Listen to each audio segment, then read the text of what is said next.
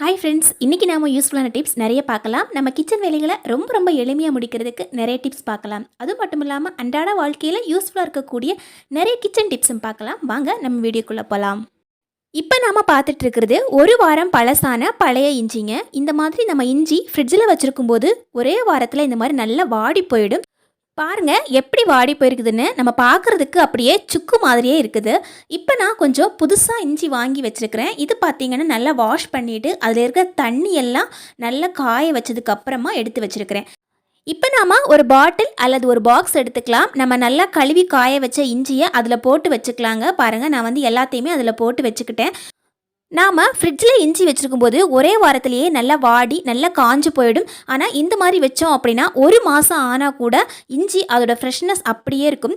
இப்போ பார்த்தீங்கன்னா நம்ம பாக்ஸில் இருக்கிற மூடி எடுத்துடலாம். அந்த மூடிகளில் இந்த மாதிரி ஓட்டை போட்டு வச்சுக்கோங்க. இந்த ஓட்டை போட்ட மூடி வச்சு நாம் அந்த இஞ்சி வச்சுருக்கிற பாக்ஸை க்ளோஸ் பண்ணி வச்சுருந்தோம் அப்படின்னா எவ்வளோ நாள் வேணாலும் இஞ்சி ஃப்ரெஷ்ஷாக இருக்கும். ஃப்ரிட்ஜில் நாம் இஞ்சி ஸ்டோர் பண்ணும்போது இந்த மெத்தட் ஃபாலோ பண்ணோம் அப்படின்னா இஞ்சி எப்போதுமே ஃப்ரெஷ்ஷாக இருக்கும். எப்போ வேணாலும் நம்ம இஞ்சி எடுத்து யூஸ் பண்ணுறதுக்கு ரொம்ப வசதியாக இருக்கும். கண்டிப்பாக ட்ரை பண்ணி பாருங்கள். அடுத்ததாக பார்த்தீங்கன்னா ரொம்ப முக்கியமான ஒரு கிச்சன் டிப்ஸ் தான் பார்க்க போகிறோம். இப்போ நான் ஒரு கிழங்கு எடுத்து வச்சுருக்கிறேன். இந்த கிழங்கு நம்ம சமையலுக்கெல்லாம் யூஸ் பண்ணுற கிழங்கு தான்.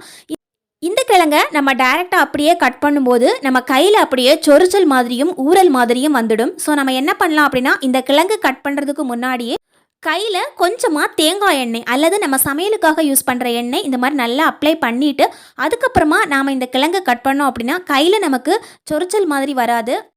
இதே மாதிரியே நம்ம வாழைக்காய் கட் பண்ணும்போது கூட கையெல்லாம் கருத்து போயிடும் நமக்கு. அந்த டைமில் கூட நாம் இந்த மாதிரி எண்ணெய் அப்ளை பண்ணிவிட்டு வாழைக்காய் கட் பண்ணோம் அப்படின்னா கை கருத்து போகாமல் நல்லாயிருக்கும் நமக்கு. ஸோ இந்த டிப்ஸ் ரொம்ப யூஸ்ஃபுல்லாக இருக்கும். கண்டிப்பாக ட்ரை பண்ணி பாருங்கள் ஃப்ரெண்ட்ஸ். அடுத்ததாக பார்த்தீங்கன்னா ரொம்ப யூஸ்ஃபுல்லான ஒரு டிப்ஸ் தான் பார்க்க போகிறோம். கொஞ்சம் இஞ்சியை நல்லா தோல் சீவி எடுத்துருக்கிறேன். சின்னதாக கட் பண்ணி ஒரு பாத்திரத்தில் இந்த மாதிரி போட்டு வச்சுருக்கிறேன். நல்லா இந்த மாதிரி தட்டி எடுத்துக்கலாம். நாம ஒரு கண்ணாடி பாட்டில் எடுத்துக்கலாம். இந்த பாட்டிலை நாம் நல்லா தட்டி வச்ச இஞ்சியை அதில் போட்டுக்கலாம். இதில் நாம் இன்னொரு முக்கியமான ஒரு பொருள் சேர்த்துக்கணும். அதாவது சுத்தமான தேன் தான். இந்த தேன் நம்ம இந்த பாட்டில் இந்த மாதிரி ஊற்றிக்கலாங்க. பாருங்கள், அந்த இஞ்சி நல்லா தட்டி வச்சுருக்கிறோம். இந்த இஞ்சி நல்லா மூழ்கிற அளவுக்கு இந்த மாதிரி நல்லா ஊற்றி விட்டுக்கோங்க. இது நாம் டெய்லியுமே யூஸ் பண்ணலாம். இஞ்சியோடு சேர்ந்த இந்த தேன் நல்ல இனிப்பாகவும் இருக்கும். அதே சமயத்தில் நல்ல ஒரு ஃப்ளேவர் கூடவே இருக்கும். நாம் இதை வெயிட் லாஸுக்கும் யூஸ் பண்ணலாம். அதே மாதிரி குழந்தைகளுக்கு சளி இருமல் வரும்போது இஞ்சி சாரோட கலந்த தேன் ஒரு டீஸ்பூனுக்கு நம்ம எடுத்து கொடுத்தோம் அப்படின்னா அவங்களுக்கு சளி இருமல் பிரச்சனை இருக்காது. ஃப்ரிட்ஜில் ஸ்டோர் பண்ணி வச்சுட்டு எவ்வளோ நாள் வேணாலும் யூஸ் பண்ணிக்கலாங்க. இது நாம் இட்லி தோசை கூட தொட்டுக்கிறதுக்கும் யூஸ் பண்ணிக்கலாம். அது மட்டும் இல்லாமல் நம்ம வெயிட் லாஸ் பண்ணணும் அப்படின்னு நினைக்கும் போது நம்ம இனிப்பு சாப்பிடவே கூடாது. நம்ம சுகர் வந்து கண்ட்ரோலில் இருக்கிறது ரொம்ப நல்லது. எப்பயாவது நமக்கு இனிப்பு சாப்பிடணும் அப்படின்னு தோணும் போது நாம் இந்த ஹனியை எடுத்து சாப்பிட்டுக்கலாம். அதாவது இது இஞ்சியோட கலந்துக்கிறதால நமக்கு வெயிட் லாஸுக்கு ரொம்ப யூஸ்ஃபுல்லாக இருக்கும். வெயிட் லாஸ் பண்ணும்போது டீ காஃபி எல்லாம் கம்ப்ளீட்டாக கட் பண்ணுறது ரொம்ப நல்லது. அதே டைமில் இதையே நாம் குடிக்கலாம். காலை வேளையில் இஞ்சியோட கலந்து வச்ச இந்த தேன்லேருந்து ஒரு டீஸ்பூனுக்கு எடுத்து இந்த டம்ளரில் போட்டுக்கலாங்க. அது கூடவே கொஞ்சமாக ஒரு பாதி லெமன் இந்த மாதிரி கட் பண்ணி எடுத்து அதோட ஜூஸை இந்த மாதிரி பிழிஞ்சு விட்டுக்கலாம். பாருங்கள், பாதி லெமனே நமக்கு போதுமானதாக இருக்கும். அதுக்கப்புறமா கொஞ்சம் சுடு தண்ணி இதில் நல்லா மிக்ஸ் பண்ணி இதையே நம்ம காலை வேளையில் டீக்கு பதிலாக குடிக்கலாம். நம்ம குழந்தை பிறந்ததுக்கு அப்புறமா பெண்களுக்கு ஏற்படுற உடல் எடை அதிகரிப்பை குறைக்கிறதுக்கும் இது ரொம்ப யூஸ்ஃபுல்லாக இருக்கும். உடம்புல இருக்கிற கெட்ட கொழுப்பை கரைக்கிறதுக்கும் ரொம்ப யூஸ்ஃபுல்லாக இருக்கும். கண்டிப்பாக ட்ரை பண்ணி பாருங்கள். இப்போ நம்ம ஒரு பவுலில் கொஞ்சமாக தோசை மாவு எடுத்து வச்சுக்கலாங்க. இந்த தோசை மாவில் தேவையான அளவுக்கு உப்பு சேர்த்து இந்த மாதிரி நல்லா கரைச்சி எடுத்துக்கலாங்க. இப்போ நம்ம ஒரு துண்டு துணி எடுத்துக்கலாம். நான் இன்றைக்கி கர்ச்சீஃப் எடுத்துருக்கிறேன். பாருங்கள், சின்ன கர்ச்சீஃப் எடுத்தாவே போதும். இப்போ நாம் இந்த கர்ச்சீஃபை நாலாக மடிச்சுக்கலாம். பாருங்கள், நல்ல லென்த்தியாக நல்லா இந்த மாதிரி நாலாக மடித்து எடுத்துக்கோங்க. நம்ம மடித்து வச்சுருக்கிற துணியை அந்த மாவில் இந்த மாதிரி முக்கி எடுத்துக்கோங்க. பாருங்கள், இந்த மாதிரி நல்லா முக்கி எடுத்துக்கோங்க. இப்போ நம்ம ஒரு கடாயில் கொஞ்சமாக எண்ணெய் ஊற்றிட்டு இந்த மாதிரி நல்லா தேய்ச்சி எடுத்துக்கலாங்க.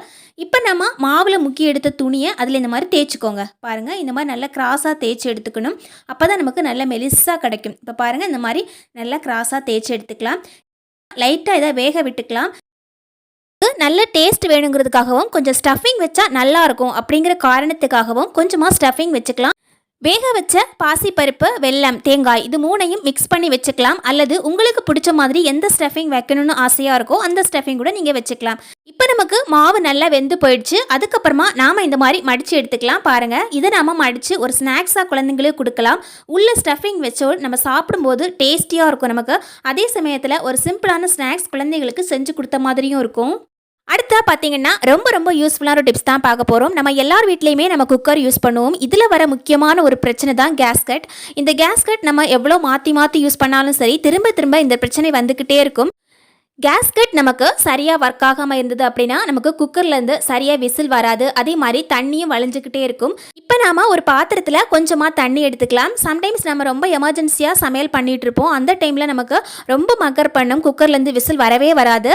அந்த டைமில் நாம் இந்த தண்ணியில் இதை ஒரு 5 நிமிஷம் போட்டு வச்சுட்டு அதுக்கப்புறம் யூஸ் பண்ணோம் அப்படின்னா நமக்கு குக்கரில் தண்ணி வழிகிற பிரச்சனை இல்லாமல் நல்லா டைட்டாக இருக்கும். டெய்லி நாம் குக்கர் யூஸ் பண்ணி முடிச்சதுக்கப்புறமா இந்த கேஸ்கட்டை எப்போவுமே தனியாக ரிமூவ் பண்ணி வைக்கணும். அதிகமாக சூடு அதில் பட்டுக்கிட்டே இருந்தது அப்படின்னா அது சீக்கிரமாக லூஸ் ஆகிடும், நமக்கு அது சரியாக ஒர்க் ஆகாது. இப்போ நான் எங்கிட்ட இருந்த ஒரு பழைய கேஸ்கட் ஒன்று எடுத்துருக்கிறேன் பாருங்கள். இது வந்து சரியாக ஒர்க் ஆகாது.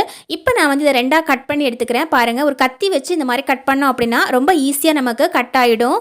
இதை நாம் எப்படி யூஸ் பண்ணுறது அப்படின்னு பார்க்கலாம். அது மட்டும் இல்லாமல் நம்ம சமையல் பண்ணி முடித்த உடனேயே அதை ரிமூவ் பண்ணி கழுவி வைக்கிறது ரொம்ப ரொம்ப நல்லதுங்க.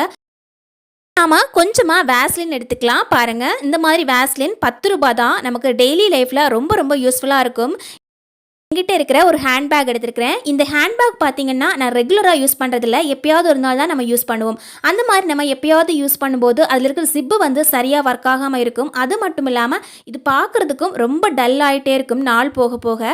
அந்த டைமில் நாம் இந்த மாதிரி அது மேலே வேஸ்லின் அப்ளை பண்ணி கொடுத்தோம் அப்படின்னா பேக் பார்க்குறதுக்கு ரொம்ப ரொம்ப பிரைட்டாக நம்ம புதுசாக வாங்கின பேக் மாதிரியே இருக்கும். மேலே இருக்கிற டஸ்ட்டும் நமக்கு ரிமூவ் ஆகி கிடச்சிடும். அதில் இருக்கிற ஜிப்பு பார்த்திங்கன்னா நல்லா ப்ராப்பராக ஒர்க் ஆகும். அதிக நாளுக்கு நம்ம பேக் வச்சு யூஸ் பண்ணுற மாதிரியும் இருக்கும். அதே மாதிரி நம்ம லெதர் பேக் வாங்கி யூஸ் பண்ணுவோம். ரொம்ப காஸ்ட்லியாக இருக்கும். ஆனால் கொஞ்ச நாள் கழித்து பார்த்தோம் அப்படின்னா அந்த லெதர் எல்லாமே உறிஞ்சு போன மாதிரியும் இருக்கும். ஸோ அந்த டைமில் நாம் இந்த மாதிரி அது மேலே அப்ளை பண்ணி கொடுத்தோம் அப்படின்னா பார்க்குறதுக்கு நல்லாயிருக்கும். சீக்கிரமாக அந்த லெதர் எல்லாம் ரிமூவ் ஆகாமல் உறிஞ்சு போகாமல் இருக்கும். மழைக்காலத்தில் பார்த்தீங்கன்னா ஜிப்பு ரொம்ப டைட்டான மாதிரியும் அங்கங்கே ஸ்டக்கான மாதிரியும் இருக்கும். அந்த டைமில் நம்ம இந்த மாதிரி வேஸ்லின் அப்ளை பண்ணி கொடுத்தோம் அப்படின்னா ஜிப்பு கரெக்டாக ஒர்க் ஆகும். நமக்கு பிஞ்சு போகாமல் அதிக நாள் வச்சு யூஸ் பண்ணிக்கலாம். கண்டிப்பாக ட்ரை பண்ணி பாருங்கள். இதே மாதிரி நம்ம குழந்தைகளுக்கு யூஸ் பண்ணுற பேக்கில் கூட நாம் வேஸ்லின் அப்ளை பண்ணி கொடுத்தோம் அப்படின்னா அது அதிக நாளுக்கு வரும் நமக்கு. இப்போ நான் நம்மக்கிட்ட இருக்கிற கொஞ்சம் வளையல் எடுத்துருக்கிறேன். இந்த வளையலை நாம் இந்த கட் பண்ணி வச்சுருக்கிற இந்த கேஸுக்கட்டுக்குள்ளே போட்டு வச்சுக்கலாம் பாருங்கள். இந்த மாதிரி நம்ம வளையலெல்லாம் போட்டு வச்சுக்கும் போது எடுக்கிறதுக்கு வைக்கிறதுக்கெல்லாம் ரொம்ப வசதியாக இருக்கும். இப்போ நாம் கட் பண்ணி வச்ச கேஸ்கட்டை இணைக்கிறதுக்காக நம்மக்கிட்ட இருக்கிற ஒரு சேஃப்டி பின்னை யூஸ் பண்ணிக்கலாங்க. இந்த சேஃப்டி பின்னை நாம் இந்த மாதிரி யூஸ் பண்ணி அதை எடுக்கிறதுக்கும் வைக்கிறதுக்கும் ரொம்ப வசதியாக இருக்கும் நமக்கு. அது மட்டும் இல்லாமல் கூடவே கிளிப்பு கூட நாம் இதில் மாதிரி சொருகி வச்சுக்கலாம். ரொம்ப ரொம்ப ஈஸியாக நம்ம வீட்டில் டெய்லி லைஃப்பில் நம்ம இந்த மாதிரி யூஸ் பண்ணிக்கலாம். பழைய கேஸ்கட் இருந்ததுன்னா அதை தூர போடாமல் நம்ம வீட்லேயே நாம் அழகாக இந்த மாதிரி யூஸ் பண்ணிக்கலாம். இதில் சொல்லியிருக்க டிப்ஸ் எல்லாமே உங்களுக்கு ரொம்ப பிடிச்சிருக்கும்னு நினைக்கிறேன். ரொம்ப யூஸ்ஃபுல்லாக இருக்கும்னு நினைக்கிறேன். தேங்க்யூ ஃபார் வாட்சிங் ஃப்ரெண்ட்ஸ்.